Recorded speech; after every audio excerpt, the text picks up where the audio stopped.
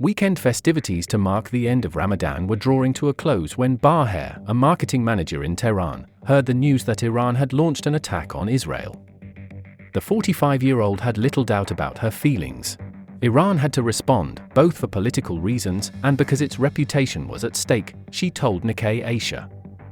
This strike will probably prevent Israel from becoming bolder, and our rivals will realize that Iran has the ability and courage to harm them.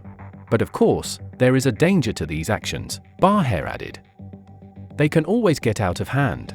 The streets of Iran's capital have been filled with a mix of happiness and righteous revenge, punctuated by noisy demonstrations, but also worry about devastating reprisals as the attack on the country's longtime foe stokes fears of wider conflict in the Middle East.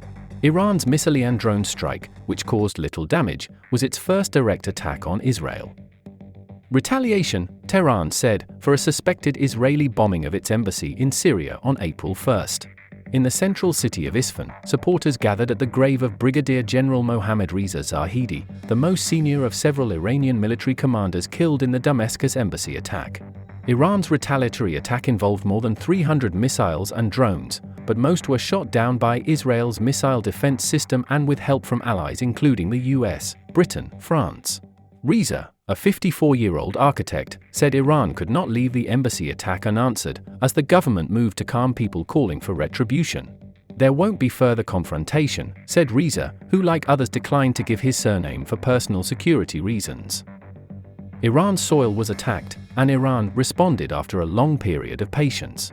On Tuesday, Iranian President Ibrahim Raisi pushed back at Israel's threats of retaliation and calls for sanctions. We categorically declare that the smallest action against Iranian interests will certainly be met with a severe, widespread, and painful response against any perpetrator, Raisi was quoted as saying by state media. Tehran's tit-for-tat response has prompted calls for restraint by the Group of Seven Democracies, while US President Joe Biden told Israeli leader Benjamin Netanyahu that the US would not participate in an Israeli counterstrike.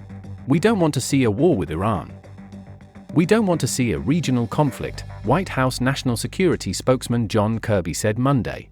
For its part, China said Iran could handle the situation well and spare the region further turmoil. The US is not ready for a war with Iran, said Shahram, 64, a financial consultant in Tehran. Student Zara also put the chances of a US-Iran war at zero. But she fears what else the Israel attack may bring as Iranians struggle with a weak economy and previous U.S.-led economic sanctions targeting Iran's nuclear program.